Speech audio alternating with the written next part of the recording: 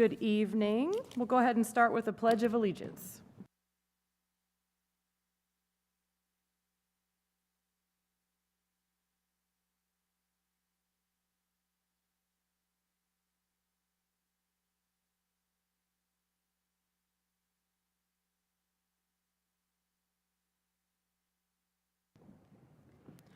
Thank you for joining us this evening. We'll go ahead and call to order. We'll do roll call, and we'll just do up here at the tables. Sarah Darting. Lauren Tace-Miller. Sheila Megers. Erica Price. Sarah Sanders. Rocky Busenitz. Christina Flaming. Rosa Cavazos. Okay, we'll move on to the approval of the agenda. I need a motion. So moved. Motion by Rosa. Second. Second by Sarah. All in favor? 6-0. We'll move on to approval of the minutes for December 15th, 2025's regular meeting. So moved. Motion by Rosa. Second. Second by Sarah. All in favor? 6-0. All right, we're going to move on to communications, the recognition of Rosa Cavazos and Christina Flaming. Here I come. We're going to start with Rosa. Rosa, it's really hard to believe that this day has come. I tried to sum up your dedicated service to one word, but that was just not possible. You love all the words. So let's take your name, for example, Rosa. The R for me stands for resilient. When COVID came and changed school as we knew it, we were quite emotionally and physically exhausted, but you came back even stronger and ready to serve 4 more years. The O is for opportunity. You never miss an opportunity to dig a little deeper, express more gratitude, or volunteer even more of your time. And don't forget those shopping opportunities. The S stands for service.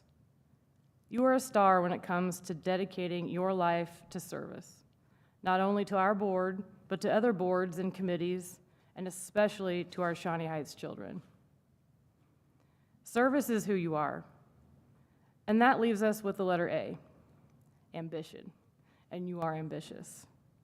You make the most of every day, every meeting, every relationship, and every experience. It truly has been a pleasure serving alongside you for these past 8 years. And we wish you all the best.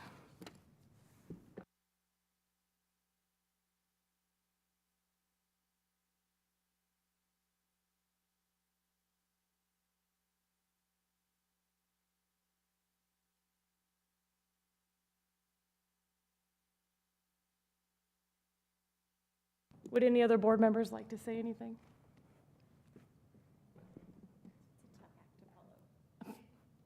Well, honestly, I've appreciated all of the time. I've learned a lot from you. I look up to you, and I know you're going to do great things from here on out. Especially, you get to enjoy more time watching your adult children do amazing things. So, congratulations. All right, we're going to move on to Christina.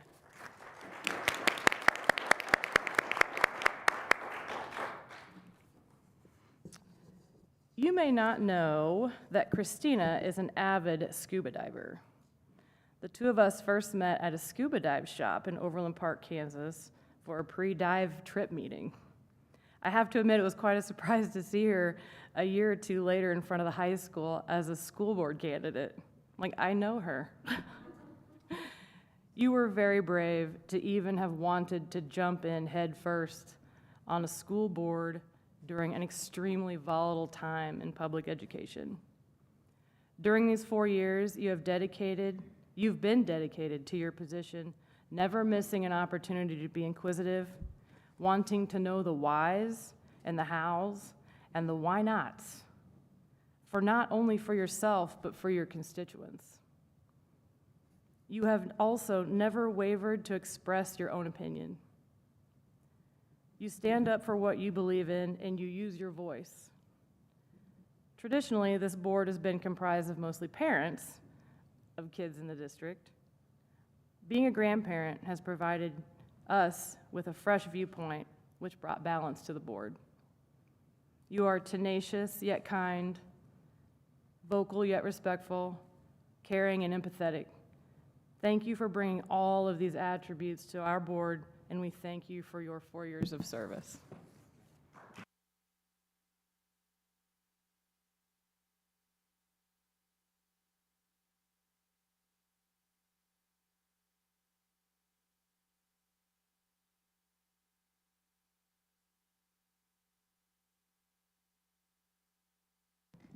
All right. Would anyone else like to say anything? Thank you again, Christina. It really has been a pleasure, and you're going to do great things on any other thing you decide to do. Or nothing. Don't do anything. That's fine, too. My next plan is maybe early retirement. Would you guys like to say anything?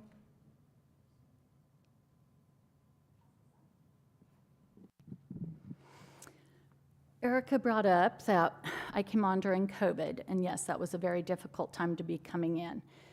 She also said that I have a voice and I use it, and I was not particularly in agreement with some of the things that went on during COVID. I was trying to stand up for the probably few in most people's minds, but actually more than a few, who didn't agree with all the plans of the government or the district or masking, vaccinations, et cetera. So it was a tough time, and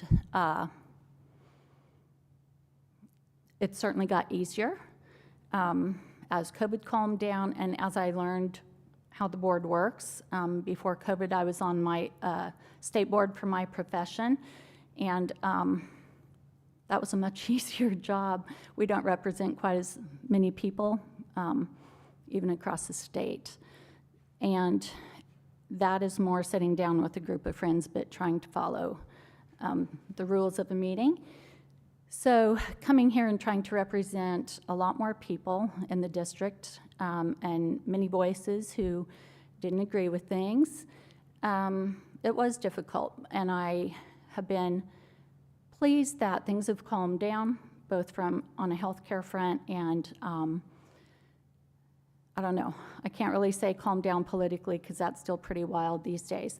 But we can at least sit here and talk about things, and I do hope that my time here shows that I care about the education of the students.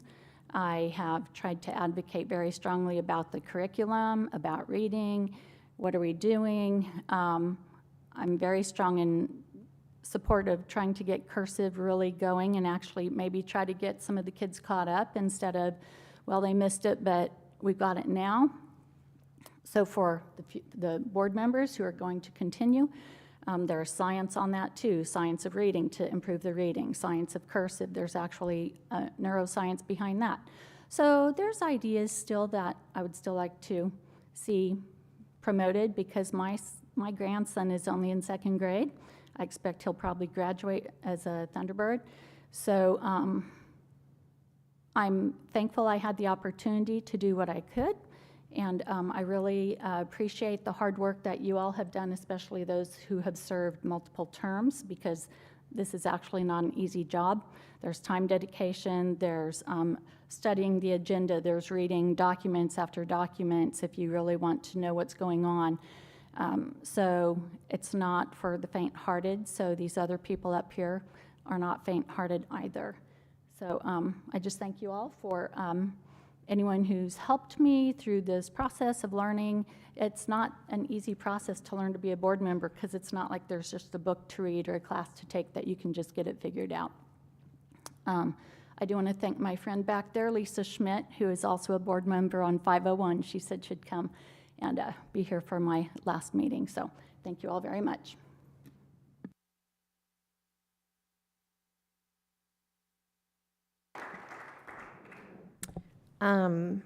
So I first need to thank my family. My kiddos have been amazing the past 8 years that I've been on the board, and they've had a lot to fill in on the gaps of picking up a sister from dance or from gymnastics or getting someone to soccer. So, you know, when I was going to run for the board, I asked my kiddos how they felt about it and if they would be able to support me, and they did. And so I can't thank them enough for making dinners on the nights that I was here, or just being there for each other and listening, coming home from a meeting during COVID, how much crying I did and how frustrated I was. And so for the last 8 years, they've just listened. I promise I didn't tell them anything I wasn't supposed to, especially in closed session, just letting everybody know that. But they did listen to me and took in everything. And so I could not be the mom or the school board member I am without their support. So thank you so much. To my fellow board members, gosh, this has been a ride. Never thought we would have COVID or have 3 superintendents or have book banning or any of those things when we signed up for this. But I have learned and I've grown and I have enjoyed working with each of you so much. Even if we didn't see eye to eye, it was still growth for me to learn what someone else's perspective was, and to be able to take in all of that feedback. And still feel comfortable enough to voice my opinion. So thank you all for listening, for letting me text you when I had questions, for holding my hand at difficult times, for crying together. So I really thank each of you for allowing me to grow as a board member and for us to learn together. I think we have a fantastic group here, and I can only see it just getting better with everything that's to come. So thank you. And to teachers and staff, and it has been such an honor to sit up here and be a part of this board. And from volunteering and being able to go to all the shopping journeys, listening to the kiddos sing, and being at a Santa Claus pancake feed, I just loved every moment of it. And I know I didn't get to make it to everyone's PTO meetings this past fall, as I really wanted to, because I try. You guys are still in my hearts, and I just thank you for the opportunity to allow me to be here and to fight for you, and just to be a part of your kids' life in one way or another. And so I just feel incredibly blessed and grateful for the opportunity that I've had, and the opportunity that I've had to be able to meet each of you and just help see the amazing things that you all do, and be able to tell people what a great place Shawnee Heights is to be, from our transportation to our central office, to our office staff, to our superintendent. It is an incredible place, and I'm so lucky that my daughter gets to experience being a T-Bird as hopefully a teacher one day. But without you guys from kindergarten all the way up through high school, they would not be the people that they are, and it would not have made me be the T-Bird parent that I am, and to be able to volunteer and give back as much as possible. So thank you all for allowing me this opportunity to serve you. So thank you.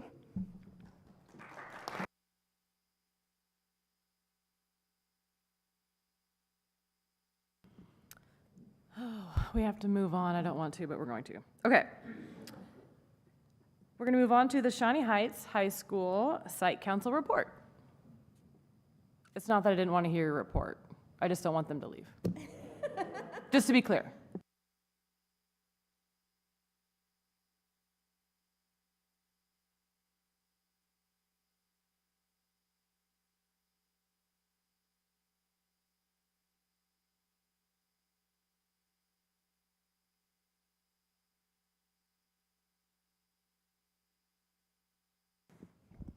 My role tonight is to give the site council report. The requirement well,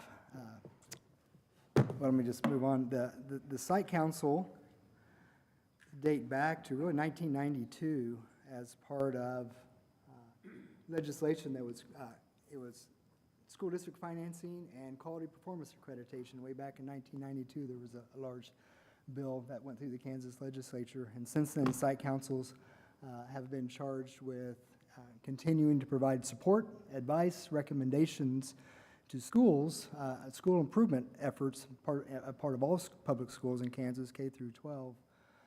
And part of that legislation also required some sort of reporting system, and this district has chosen for those to be part of live in-person board meetings. So again, that's my purpose for tonight.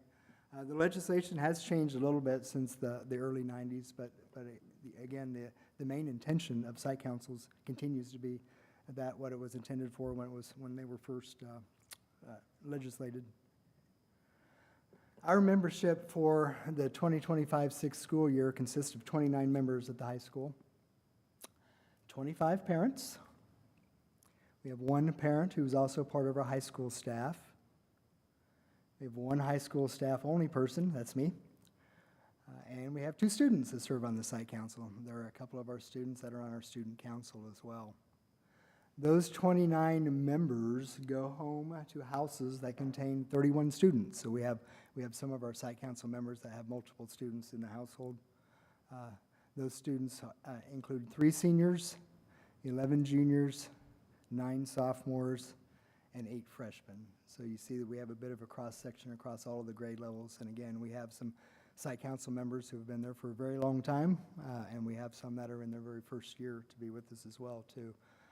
I sent out an email at the start of the year inviting all comers. We don't have a selection process. There's not an election. There's no criteria other than to want to be involved in this particular activity as part of your students' experience. It used to be, and I think it's changed some, but we have maintained the practice of offering one site council meeting each quarter. 4 per year is what the original legislation called for. And so our dates, we've had 2 meetings so far, September 25th, November 13th during the first semester. And you can see our future dates for second semester are February 26th and April 23rd. We host those via Zoom. We've done those in a variety of ways. But Zoom seems to provide us at least an equally number of participants in the process, and it makes it a bit more convenient for many to be a part of that also without having to drive here on campus from wherever they work or live or whatever their day looks like on those particular meeting dates.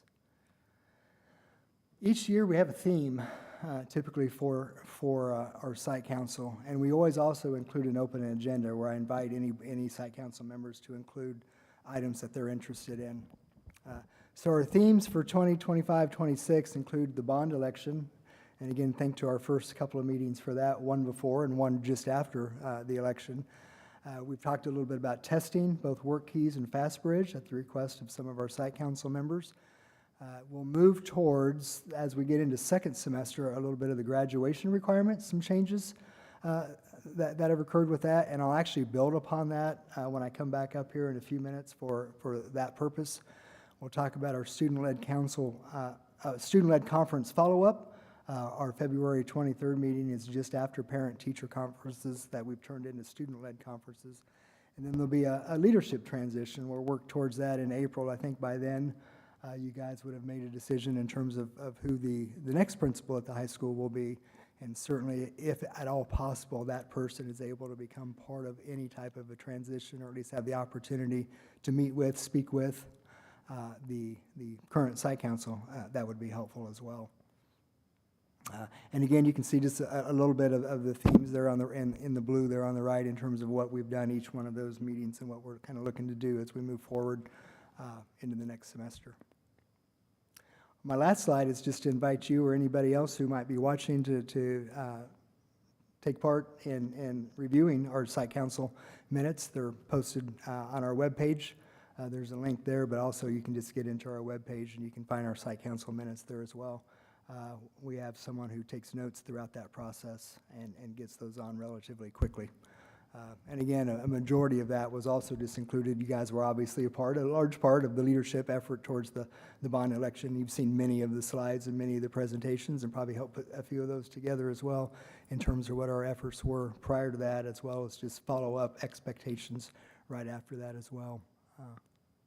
I know that Stacy Bell gives you updates on FastBridge as well, so you're in the know on that. So again, I won't go into details on those things, but I will come back up a little bit later and talk about the changes in graduation requirements. Any questions you might have regarding this? Okay, thank you. Thank you. All right. Mr. West, status of the district. Yes. So, since we've switched to a format where we've divided up the number of people who come and speak with you to give you some summaries, that's my purpose now. I'm kind of switching hats here for a little bit.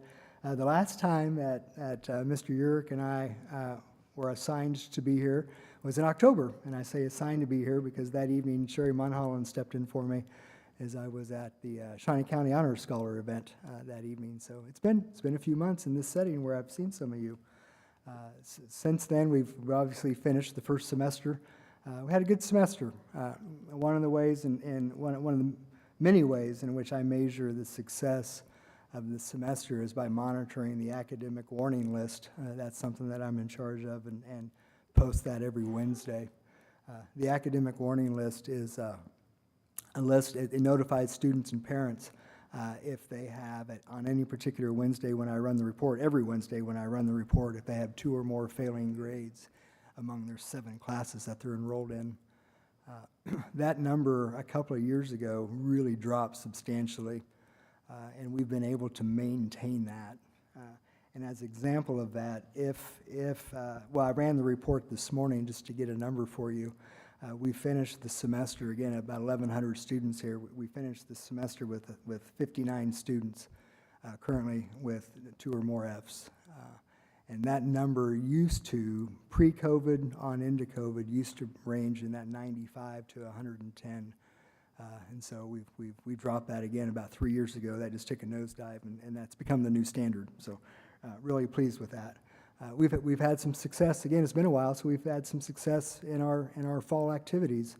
Our soccer team won conference. They were seeded first on the eastern half of the bracket for trying to get into the state tournament, and they got upset 1-0 by St. Thomas Aquinas in a really hard-fought match. Our cheerleading team, once again, made it to finals in their competition. And we actually have one fall activity that's still going, our debate team. We've had eight members of our debate team that qualified for state. We have a 2-person team, and then we have a 4-person team that consists of 6 individuals with a couple alternates there. So again, just a few examples of our success there. We also continue to work hard in really 3 capacities for our professional development. And we had a professional development today. Today is, in addition to a few other first semester dates, we spent some time on social emotional learning each professional development period. Today was looking at AVID and that relational capacity piece where we talk about insistence on rigor, breaking down barriers, aligning the work, and then advocating for students. And I know if you check the notes way back in October, Sherry talked to you a little bit about the AVID and the triangle and the different areas of that. And again, we focus on relational capacity. We also do, each session, we have reading, professional development in reading. And again, that can be challenging sometimes if you think about the wide variety of teachers and the courses that they teach. Whether it's an English teacher or whether it's a shop teacher or a PE teacher or a foreign language teacher, there's just a wide variety of folks, and so we try to do that. Shannon's here for curriculum maths, but she's the one that puts that together each time and does an amazing job on making that relevant for every teacher who therefore can transform their classroom into a place where kids can learn to become better readers. Today she focused on vocab instruction, specifically the prefixes, roots, and suffixes that are common to not only a particular, maybe a course or a department, but also transcend among departments, may have the same meaning, may have different meanings, but in order how to do that thoughtfully and with purpose, that our students, again, become better readers and are able to break down unfamiliar words as well. And then again, we did our individual plans, development plans for our students, our IPSs that they're required to have as part of the state's mandate as well too. We spend time each time doing that, and today was all about our final preparation and push for our students through the Wednesday T-Bird times that we have left leading up to the student-led conferences. Hoping those will be of high quality and well thought out to have some valuable time with the teacher, the student presenting to parents and any others that they might include as well, moving forward to their plans. So that's kind of where we're at in terms of the life of the school in 3 minutes or so. So if I can answer any questions, I'd be happy to do that as well. See you in just a little bit again. I just have one Yeah. comment. Since you're retiring, I just want to say what a great job you have done with the high school and getting those upper level classes and AP courses have just been phenomenal for our students. And I think you've just done an excellent job. And I was fortunate to be on the hiring committee when we hired Mr. West, and that was his goal, was to get those AP courses and students more involved in academic rigor. And I think you've just done an incredible job doing that. And obviously, if there's only 59 students, I mean, one is too many, but bringing that down to 59 is amazing. And I hope that it will continue to get better through up until your retirement. Well, And so, and long after that, I hope. So yeah, so Yeah, congratulations. hey, Thank you. I appreciate it. Thank you. All right, thank you. And Mr. Urick, it's your turn for status of the district.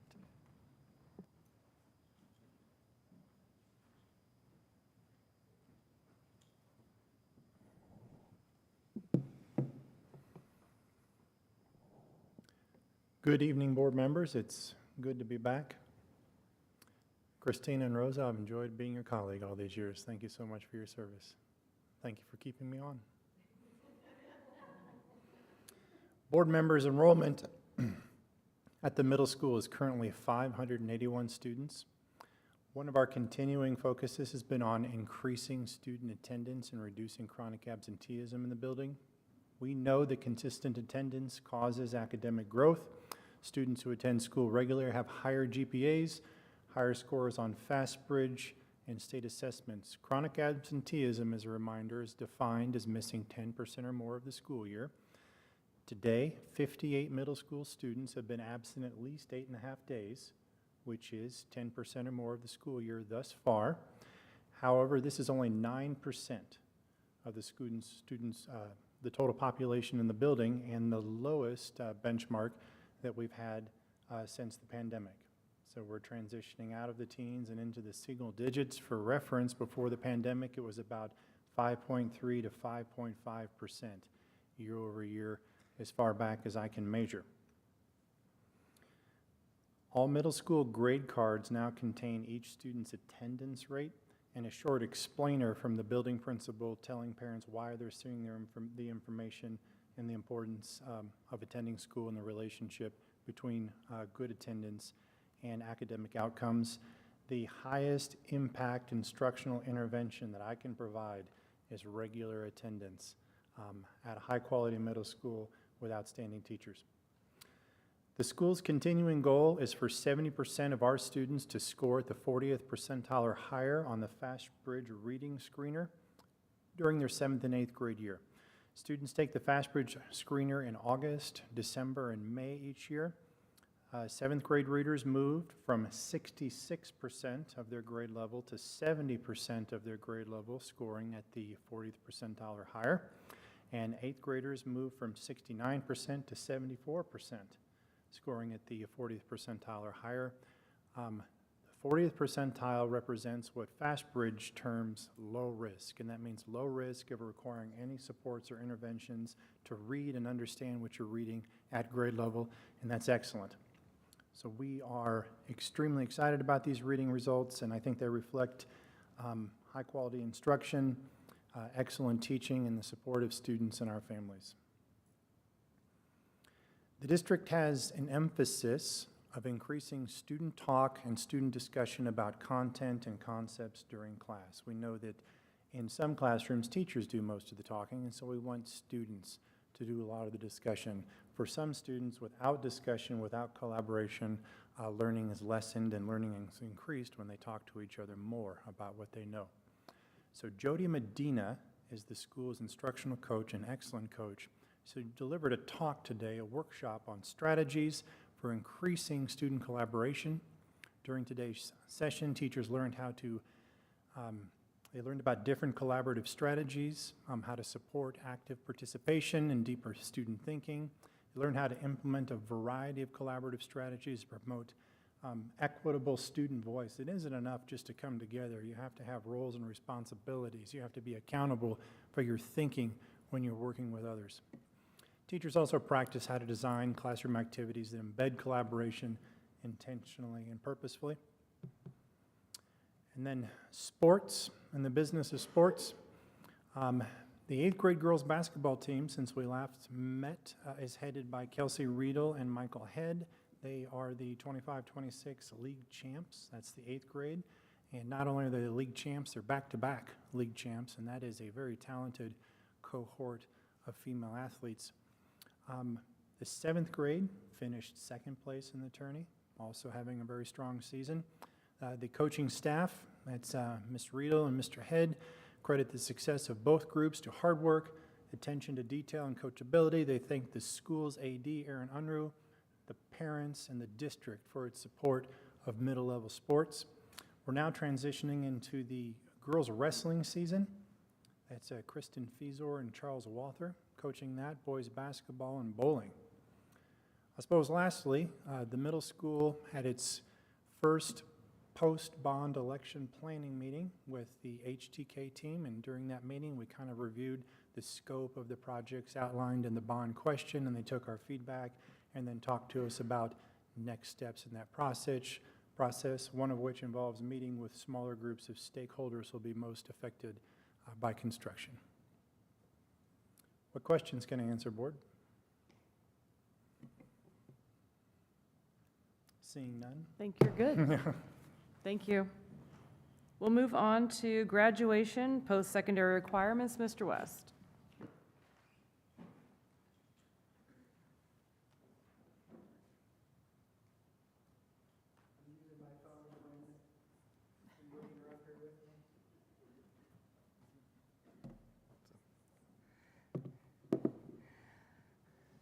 You guys became familiar with post-secondary assets. Part of the purpose of these, I think, was to continue to add some alphabet soup to the education lingo that we use to try to confuse as many people as we can. But no, I'd say that in jest.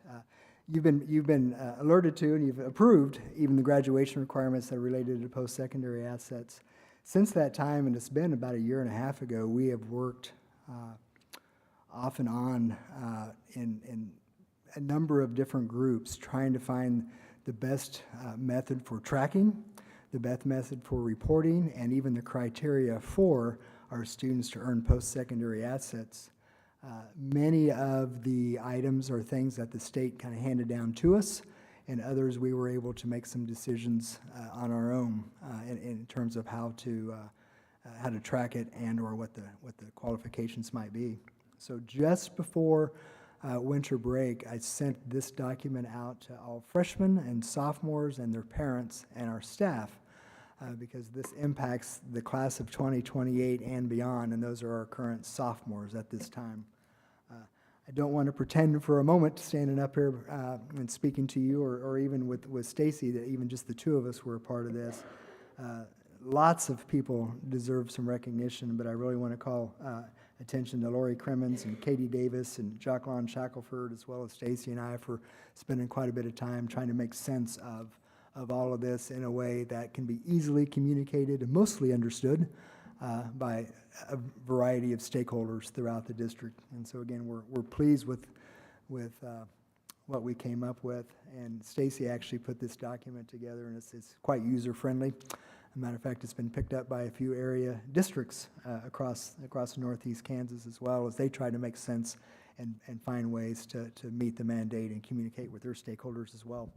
We're ahead of the curve, actually, on this too, and again, we just appreciate all the work that we've done on that. So you've had access to the document through links on your site there, and again, most parents and students would have had a chance to at least open this also that are impacted. So again, post-secondary assets is just natural growth from The individual plans of study, I talked a little bit about those earlier and how we spend time with that too.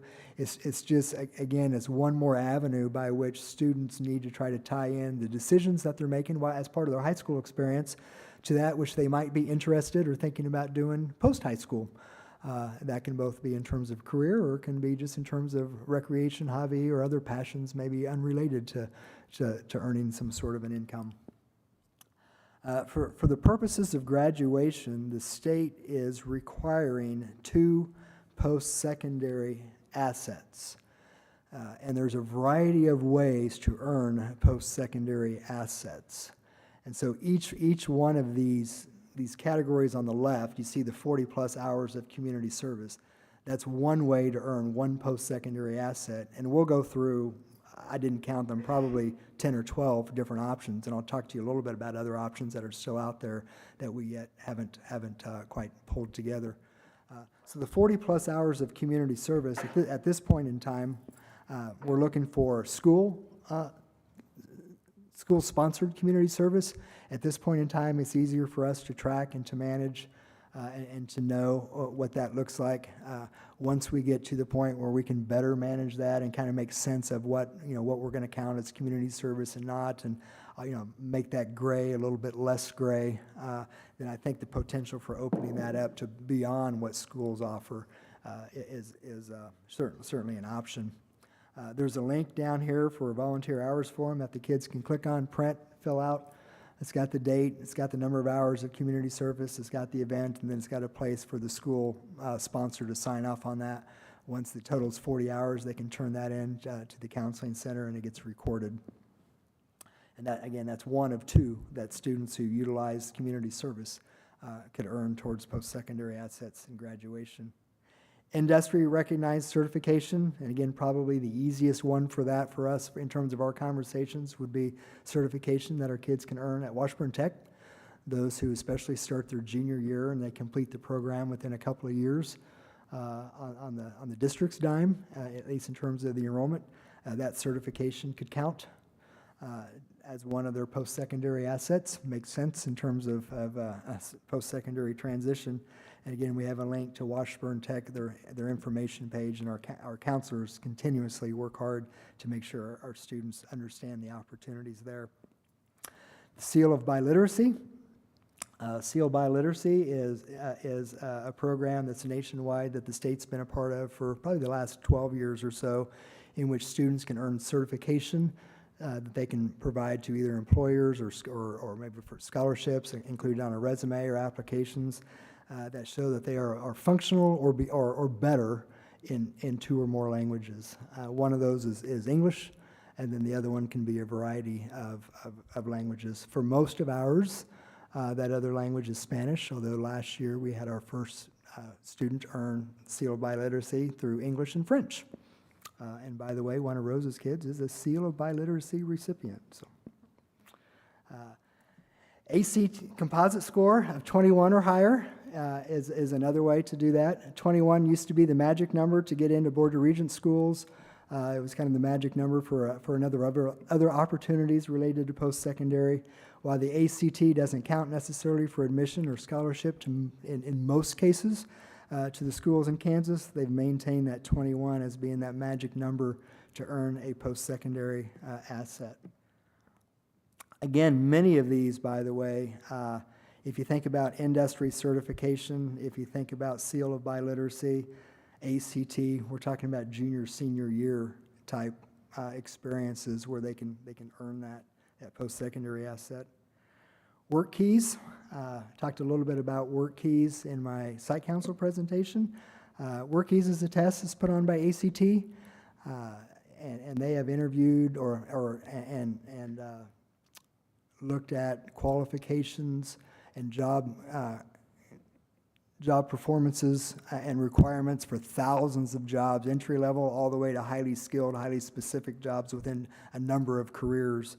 And with that, they've developed some tests that give opportunities, mostly adults, but they've allowed high school students to take the tests as well, to measure their skills in applied math, reading for information, and graphic literacy against the qualifications for at least entry-level positions within their career field too. You can earn certification depending on how you do on those three. If you look at the ACT job profiles, most of the entry-level positions are silver level certificate. There's also gold and platinum as you go up higher. There's also bronze, or maybe you don't earn a certificate that's below the silver level of certification. So if our students perform adequately well on that, they can earn a post-secondary asset. All of our juniors take that, by the way. They take that in the fall, and over 95% of them earn a certification. Many of those are bronze, but over half of our students do earn the silver or higher and have a post-secondary asset. Again, the kids that are going to be the first group that are required to have post-secondary assets haven't been a part of that yet. They'll take that test next fall. SAT, related to the ACT, not real popular in Kansas, but again, there's a cut score for that. State assessment scores, if you get a 3 or a 4, a 3 is by the state's definition, you're on grade level and college ready, and 4, you have surpassed or exceeded the college readiness standards for your particular grade level. Here you can earn multiple post-secondary assets within this one realm based on the number of 3s and 4s that you get. So if you get 1 in English, that's 1. If you get 1 in math, that's 2. And if you get 1 in science, that's 3. That's different than any of the other ones where a combination of that still only gives you 1. So this is one area where a number of our students can pick up multiple post-secondary assets. Advanced placement scores. Again, Rosa was talking about that earlier. We offer, I think it's about 13 or 14 AP courses at this point in time. Our students do very well on our AP exams. That's something that's the growth in that area has been pretty substantial, and we've maintained that. And again, if you get a 3 or better, the test is ranging from 1 to a 5, with 5 being the highest. Typically, when you earn a 3 or 4 or 5, that score is transferable to colleges and universities for college credit. It's up to the college or university, and so that's not always the case for any specific test. But again, that counts as a passing score. And if you get at least 1 of those, then you've earned a post-secondary asset. If you get 5 of those, it's still only 1 post-secondary asset. ASVAB requirements, again, military branch. We don't offer the ASVAB here, but we've kind of got an agreement with Seaman. We send our students to there for their ASVAB tests, and they send their students to us during our club fair that we have in the fall. And so we've got a little bit of a cooperation going on there. And again, our counselors are really good about identifying and making sure kids who might be interested in that option are part of that. Complete the board of Regents curriculum, again known as the Kansas Scholars Curriculum. That includes a couple of years of foreign language, lots of science, lots of math, lots of English, some social studies, a variety of credits. We have a lot of kids who earn that, who shoot for that. If they earn that, again, that's a post-secondary asset. And again, I won't go back to all of these, but if you think about those that you've seen, again, many of these are that junior, senior year. You won't know until you're ready to graduate, really, whether or not you've met the Board of Regents curriculum completer, because some of that includes senior level courses. 9+ college dual credit hours. We have the agreements with Washburn. We have agreements with Allen County. If you earn 9+ college hours, basically 3 classes for the most part, then that's a post-secondary asset. And then Tim talked about in his middle school summary, he talked about attendance. If you have a 95% attendance rate for a given year, you can earn a post-secondary asset. That only applied to our freshmen last year. They're the class of 2028, current sophomores this year. And we had, I wish I remembered the exact number, but it was well over 100 of our students. It was almost half of our students, freshman class, had 95% attendance or better. And so that's a nice number. They all earned one of the post-secondary assets. They got that done. If they did that and they got a 3 on the AP Human Geography, then they've already met the requirement. So. And then CTE Scholar, that's related to some of our pathways. There's some requirements there. That's an area that needs to grow for us, just in terms of increasing our knowledge level and certainly the awareness in terms of what's available for our students to go after. If you're an Eagle Scout or a Gold Scout or a 4-H Key Award, if you've earned that, then you've got a post-secondary asset as well. And then participate in 2 or more high school activities or athletics. The more rigorous, substantial ones where you have to be committed over a long period of time towards a specific goal. And again, all of our activities that count towards that. Some of those are co-curricular courses as well. Thinking of newspaper and journalism, those things, and again, the commitment level that's required for that, even beyond just the normal school day. We've actually added to this too, and that's one of the points that I wanted to make as well too. We've added unified sports to this. We have participated in unified basketball this year, and we have the intention of continuing that opportunity for the group of kids in unified bocce ball, as well as unified track and field, and unified bowling is actually a Acacia activity that we hope to dive into that. That season has passed this year, but we hope to be a part of that. So again, the students, again, if they would participate in two different sports, just like the students in the rest of these courses, they can earn a post-secondary asset as well. I mentioned earlier that this list isn't all-inclusive. One of the areas that needs some attention as I transition out and somebody comes in are the opportunities that our kids have for internships or just any type of job support, senior exit interviews, and just all of those opportunities tied to that work realm, more of a work-specific realm. Many of those count. They're not listed on here because we don't have a way to really to manifest those and manage those and massage those and grow those, but those are ones that the state also counts towards post-secondary assets. And again, that's an area that I hope someone who transitions in after me is able to find a way to really light a flame underneath all those internship and career opportunities that not where really they should be at this point in time. So that is where we stand in terms of post-secondary assets. Again, a shout out to that group. Katie Davis is the Power School guru, of course, and she is ready probably within the next month or so to go live on the Power School side, meaning that our students and parents can start clicking the right button and monitoring what their students have earned towards that as well too. So we'll continue to get the word out on this as opportunities present themselves. But that's where we're at right now. So any questions that we could answer for you? All right, Hey, thank you. Do we have any comments and concerns from patrons tonight? None? All right, seeing none, we'll move on to action items, business by consent. We need a motion to approve. So moved. Motion by Rosa, I'll second. second by Christina. All in favor? 6-0. We'll move on to approve capital outlay. Ms. Darding. Committee evaluated more than $6 million in requests district-wide, including several projects expected to be funded through upcoming bond proceeds. The district's recommending approval of a $3,030,146.98 capital outlay package.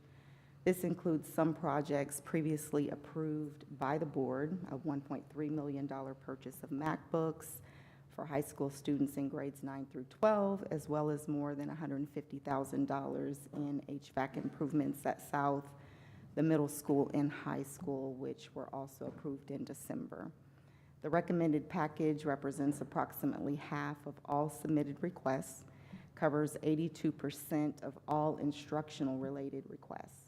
Approving this package will allow the district flexibility to align our capital outlay planning with long-term bond facilities planning and help us to do that in a strategic way.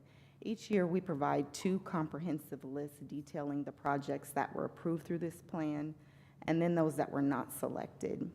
Additional statistics and information are included in the charts attached to the agenda. One chart highlights the total dollars allocated for projects at each building or a department.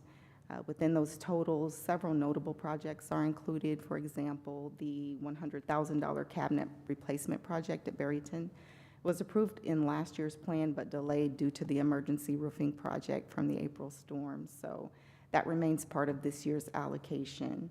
The high school's allocation includes the MacBook refresh again at South, both the HVAC project we just spoke about, and locker replacements are planned. The locker replacements project is estimated at about $70,000. The middle school's allocation also includes an HVAC replacement as well. So you'll notice that those building or department allocations are a little bit higher than they were last year, and that would be why.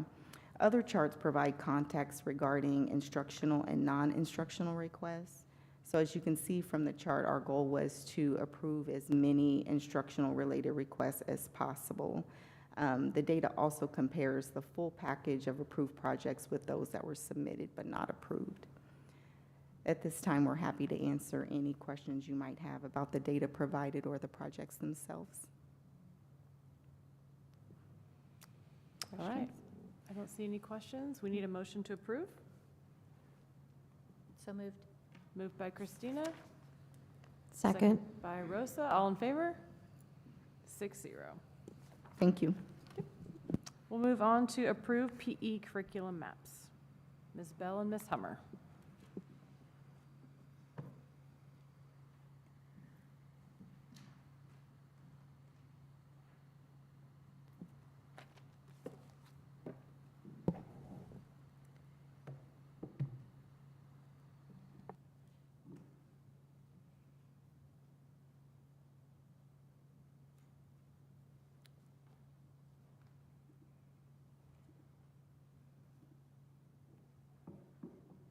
First of all, I just wanted to also thank Christina and Rosa for your service on the school board, and I too have enjoyed the opportunity to serve based on your permission to do so. Like, I work really hard, Becky and I both work really hard to make sure that we're presenting things to you that you feel informed about and that you're able to then successfully carry out the work of our school board and our school district. So thank you for the respect and the courage to serve in both of your capacities and just your support of us in doing that work. So thank you. Before you today is more curriculum maps. So excited for you. Today, we're focusing on PE. And first, we always like to recognize our members on the committee. In PE, our elementary, and we do have a few representatives, so if you'll stand, Kelsey Singleton and Mickey Simpson are here, and we just want to thank them for their work in their curriculum map.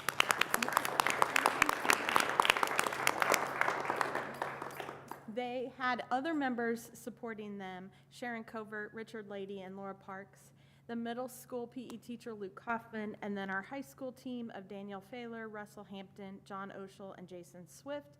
And again, we have Shannon O'Connor is here, and Jody Medina also supports these teams. So thank you very much for that. So tonight for approval, we have elementary maps, K through 2, and then 3 through 5, and then 6th grade, and then we also have middle school, 7th and 8th grade, as well as a number of high school maps, and we're just going to give you a brief synopsis of all of these. But I have to tell you, I was able to support our elementary PE teachers, and it was an absolute pleasure. Sometimes people have this idea of PE, like that's just an easy job, you just play games. No, it is so much more than that. And they were able to collaborate with one another, to share their practices with each other, things from accommodations and modifications based on student needs to how do they even support other curriculum areas like, oh, we do math when we are in PE, when we find bowling averages. Oh, we do language arts as we set goals. And so I just need you all to know you have phenomenal PE teachers who are very well versed in their craft, and it was an absolute pleasure to serve with you guys. So thank you. Now, saying all of that, if I say something wrong tonight, please get up here and take over, because I am going to try to use all that knowledge you instilled in me to give us a synopsis of elementary here. We have our Kansas state standards. They are banded, as we've talked about before. So K through 2 is banded, 3 through 5 is banded, and then 6 through 8 in that middle school band. We built our curriculum maps for elementary based on those bands. But within those bands, we also have these competencies. So you'll see 4 competencies on each of those maps that you looked at.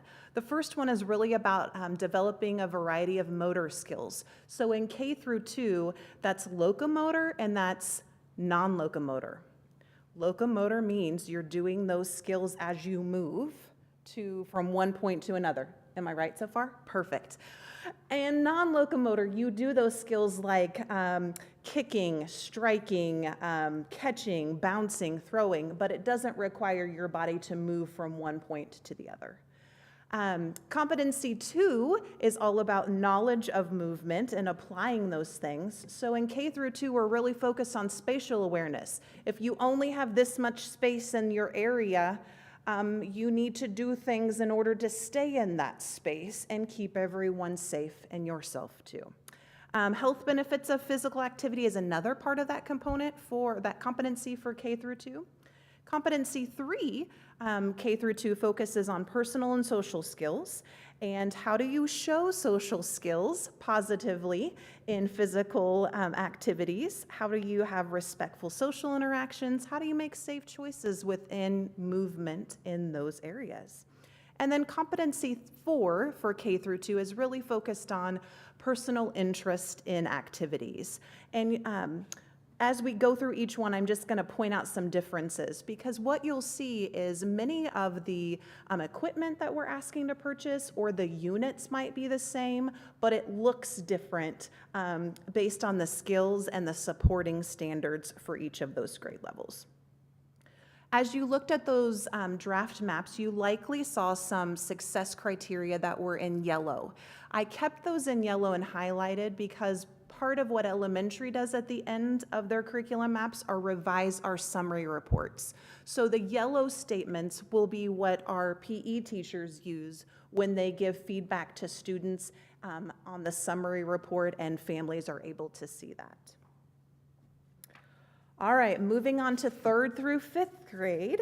A couple of differences here. On competency, obviously, number 1, we're going to continue using those locomotor skills. But competency 2, we do a lot of manipulation skills and traveling to targets. So we're building on those skills from K through 2 through and going on to 3 through 5. In competency 3, a big difference is how do we take instructor and peer feedback? Because if you're doing something and you get feedback, we're giving that so that you can be more successful, right? And so 3 through 5, that's definitely an area that they focus on. And then competency 4, a difference is we're starting to build on some of those lifetime activities. Last but not least, we have 6th grade, and competency 1 talks a lot about the health-related and skill-related fitness activities. And when you get to competency number 2, this is something they had to teach me, what are the principles of exercise? Frequency, intensity, time, and type. Good so far? Perfect. So we build that a lot in 6th grade as we're building on those skills that we've learned K on through 5th. Competency 3 focuses a lot on sportsmanship. Sportsmanship when you're doing PE activities, when you're doing recess activities, even when you're doing those club activities outside of school. And competency 4, a focus for 6th grade is on goal setting and, again, sportsmanship.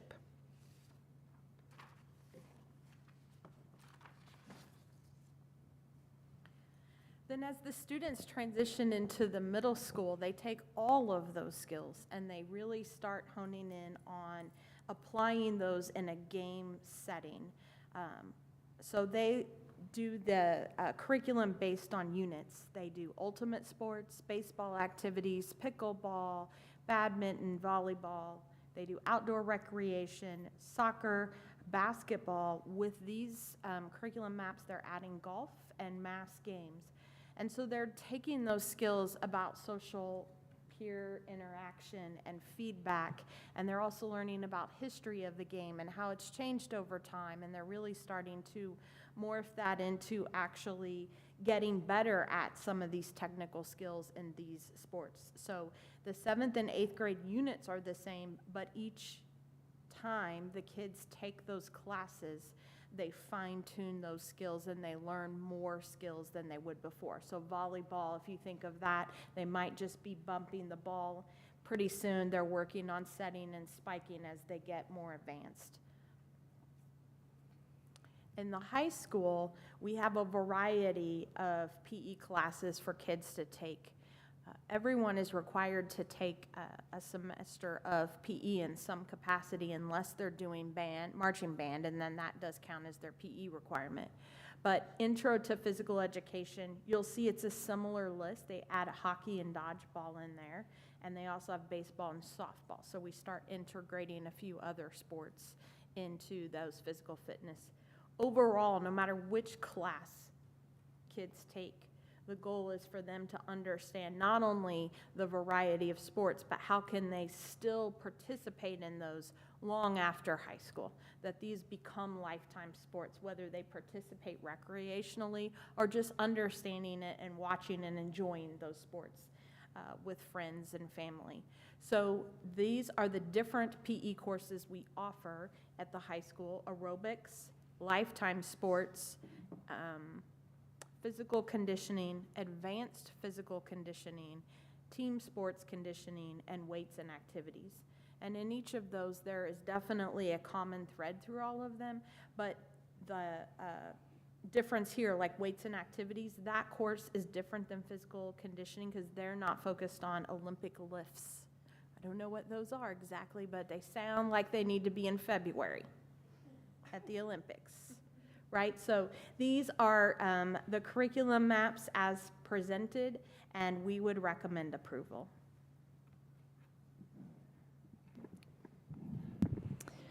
Okay, so I thought one of my favorite things in elementary PE was square dancing, and I didn't see that on the list. So I think that should be put up for consideration if you ever need to improve your program. Shannon, pass that on. That was 50 years ago, 57 years ago, something like that. And my second comment is, We do have some line dancing going on. do you? Okay, well, that's close to square dancing. We had to touch boys, so that was kind of a problem in second grade. And also, my grandson's in second grade. He does club wrestling. Thank you for letting them practice here.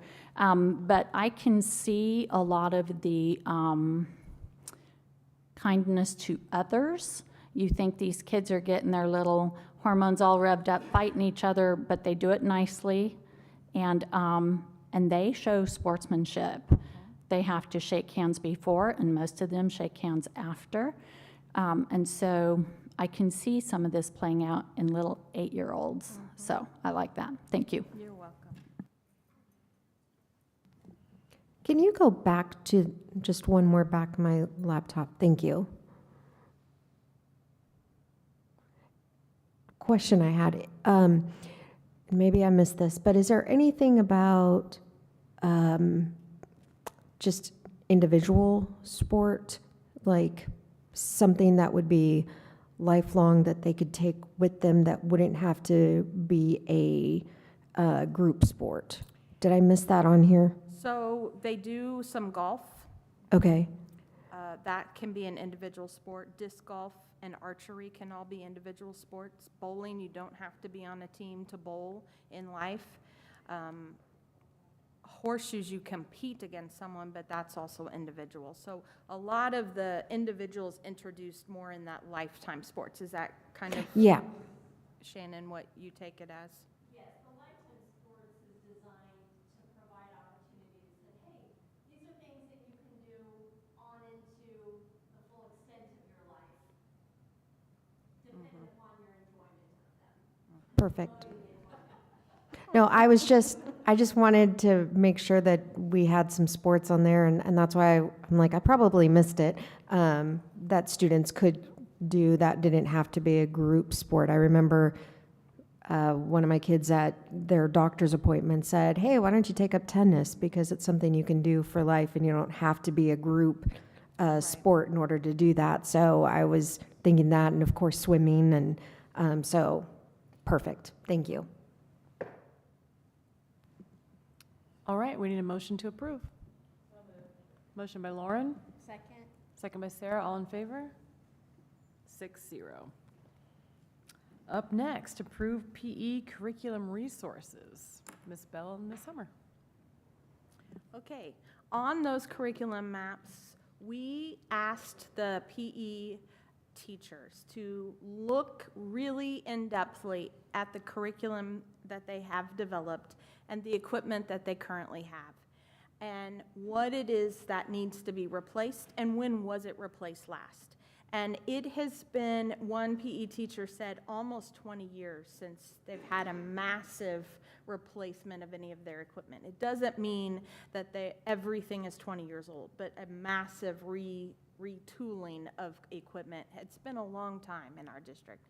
So we asked them to analyze the equipment that they have, what has quite a bit of shelf life left in it, what is needing to be replaced in the near future, and then also, are there any new units that you put in that we need to add equipment for? So like at the secondary level, some of that golf equipment is not a current unit that we have that we would be adding. So before you'll see we split that up. Elementary, all of that was under one vendor, Go for Sport. They offer a discount quite a bit, and so we're able to get quite a bit of our equipment for all 4 elementaries combined for that $37,000. With a great warranty, might I say. A lifetime warranty of the equipment, so that is helpful. The high school uses the same vendor, and for their equipment, because a lot of their equipment in the weight room and stuff was replaced, we were able to shuffle some things around, and so theirs was $15,000. And the middle school, Mr. Kaufman has been writing feverishly grants over the last 2 years, and he's gotten quite a bit of new equipment with his grants, so he didn't need as much there. And then I'll let Mrs. Hummer talk about the request for the volleyball nets. We just have some volleyball nets. Traditionally, at the elementary level, whenever the high school or the middle school get new nets, then those shift down to elementary. And some of those have just reached the end of their life. And being that we use them during PE activities, but we also have gym rentals that happen at our elementary buildings, it was just time to replace them. So Barryton, Shez, and North needed 2 nets, and then Tecumseh South needed 1. Because they've been handed down, we had to go through vendors based on the poles that are in each of those buildings because they only support certain kinds of nets. So that would be the difference in cost that you see up there. So we would just recommend approval of $56,389.55, please, based on the maps that you just approved. So moved. Motion by Lauren, Second. second by Rosa, all in favor? 6-0. Thank you. We'll move on to approve middle school elective course proposal. Ms. Bell. All right, we are asking for the approval of a new course at the middle school. It is an elective course for our 8th grade. It's called National and International News. In this class, students will learn about the important things happening in our country and around the world. Students will explore news stories from different places, talk about why they matter, and learn how to tell if information is true and trustworthy. They will discover how reporters find and share news, why different news sources sometimes say different things, and how events in one country can affect people in another. Students will read articles, watch short news clips, and discuss what they notice. They will also practice being a reporter by writing a short news story, asking interview questions, and creating a small news project such as a class newspaper, video, or podcast. By the end of the course, students will have increased their understanding about the news they consume, how to analyze the information, and know what's going on in the world. And if granted approval, then Mrs. Stockwell will work on getting that curriculum map made this spring. We recommend approval. Any questions? Christina? For the sources here, will they be allowed to use social media I saw podcasts, newspapers. I don't know how many people still read actual paper newspapers, but there's digital newspapers, podcasts. Will they have access to social media? I Because think- that's how a lot of young people get their news. I think they will at least have components of that, yes. Okay, because, We currently have like Facebook and Instagram and TikTok, all of those things blocked at school. that's what I was wondering. So it might have to be that there are screenshots of those news stories depicted for students while they're on site. Okay. A homework assignment might be that they could find a different article at home, but that we aren't turning on social media at school for them to participate in this class. So the teachers might pull something off and use a video of it, but the kids are not going to have free reign to Correct. TikTok? Correct. Okay, thank you. I have a couple questions. First of all, I love this. I think this is a great idea. My first question is, will this be a class that will be offered for both semesters, or is it just a spring or fall semester option? It is my understanding that both semesters, is that correct, or just one? We'll offer it as much as there is demand. Sure. Okay, yeah, because I can just see, depending on the year, there's higher news cycles in fall versus spring, so it might be different experiences. My other question was, there's a lot of focus on international and national. Was there consideration for including state or local news?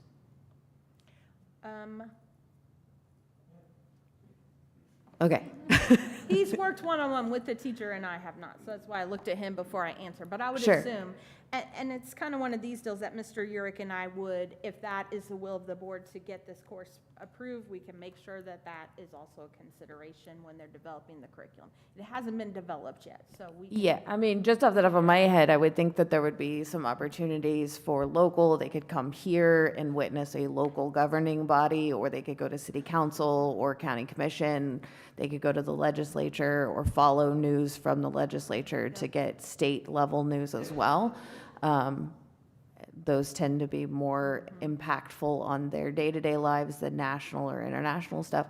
All is very important, so I love that we're looking at all of this. I just don't want to overlook Nope. our state and local opportunities as well. We will share that with Mrs. Stockwell. That would be great. With that, I would move approval. Motion by Lauren, second by Erica, all in favor? 6-0. Yep, thank you. We'll move on to approve early childhood block grant, Ms. Hummer.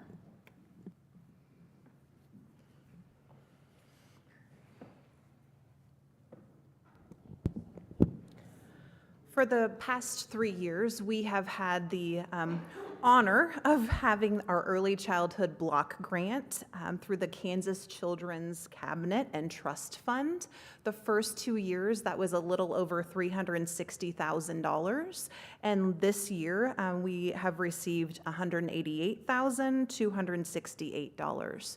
So our funding from the state, we are funded 0.5 for any students in our at-risk 4-year-old pre-K program. And because our district offers a full-day services, we utilize this grant to offset that other half, that gap in funding that we have. And so I am just requesting that we are able to apply to include the other half of our teachers' salaries, 2 family engagement events, as well as monthly literacy books that go home for families to build their libraries at home, as well as some pre-K classroom supplies and equipment. And our request will not exceed the $188,268 that we've received this year.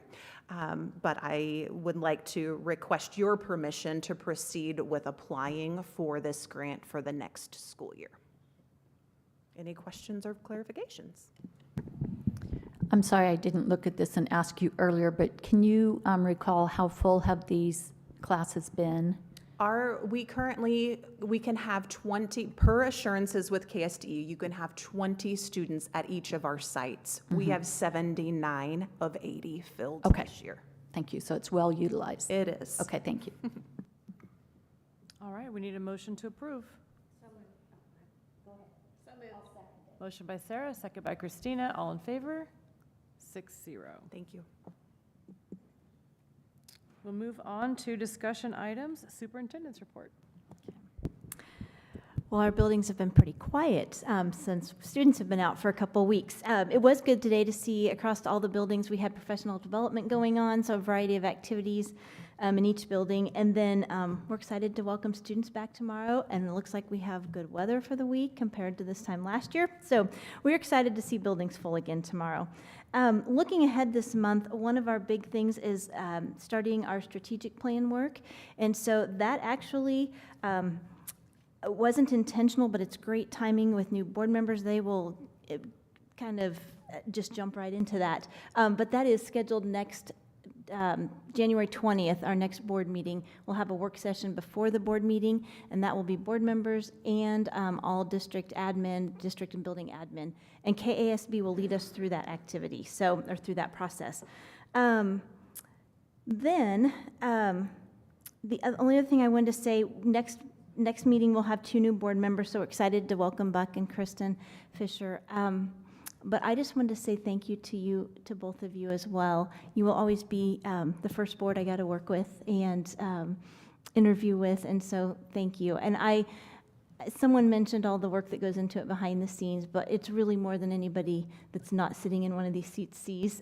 We send you a lot of things, and you get a lot of you have this piece here at the board meeting, but there's a lot of material to go through. You all serve on committees. You get a lot of phone calls and do a lot of, I see both of you in buildings. If I pop into Barryton, you're at activities. Christina, Rosa, you're all over the district. You both are, but it's been good to see both of you involved and active. So I just wanted to say thank you for everything that you've done and all the time you've put in. We appreciate it. All right, we'll move on to questions and comments from board members, Board of Education members. I'm going to go on. So thank you both. It's been a pleasure serving with you, Christina, for the past 4 years, Rosa for the past 8 years. Rosa has a special place in my heart because, when she moved here, she was involved. I mean, we should name a volunteer award for Rose after her. So, I mean, she was involved in Thursday Moms out at Shawnee Heights. And I think met Janessa, my wife, out there, and probably close to 25 years ago now. And just befriended her, and she is an incredible person. Shawnee Heights through and through, volunteerism, service. You cannot say enough good things about her, and I think you can see it with her kids. I think you got 3 of her kids here tonight. I mean, they're just shining examples of you and your character and your dedication and your heart for service. So. They're all tremendous. All 4 of your kids are tremendous kids, and I think that's just a reflection of you, and just what you've raised great kids, and you've done just a tremendous job here at Shawnee Heights for the past 20 plus years. You not just in this job, but just serving. Everyone you come across. You have just a tremendous heart. So it's been a pleasure. Getting to share in your service to the district these past 8 years. So thank you both. Thank you. All right, we're going to move on to executive session. I move that we go into executive session to discuss confidential student information pursuant to the exception relating to actions adversely or favorably affecting a student under coma. We will return to regular session at, what time is it? 8:20, so 8:35. I need a motion. I made the motion. Motion by Erica, second by Sarah. All in favor? 6-0.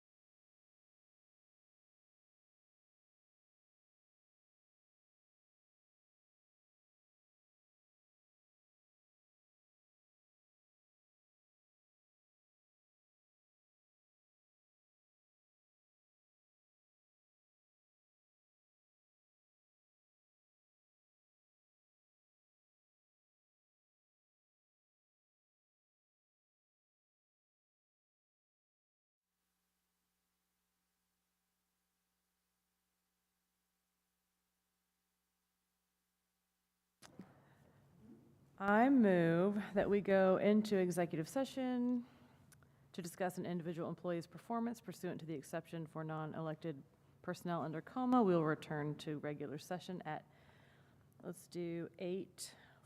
Second. Motion by Erica, second by Sarah, all in favor? 4-0.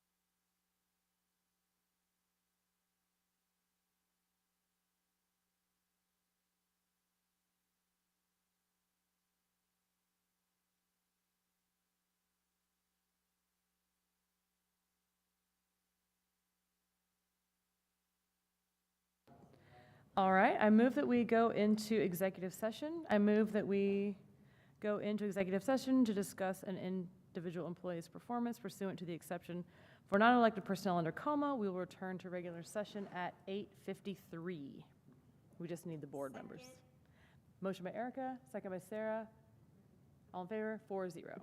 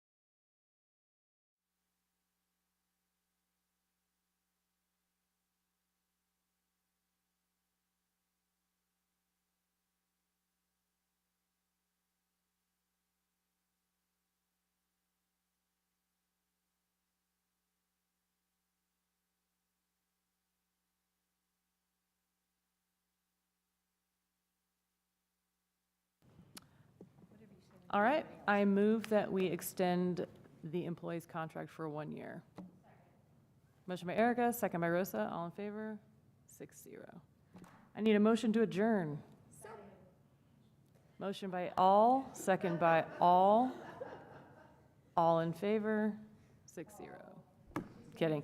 We'll do Rosa and Christina.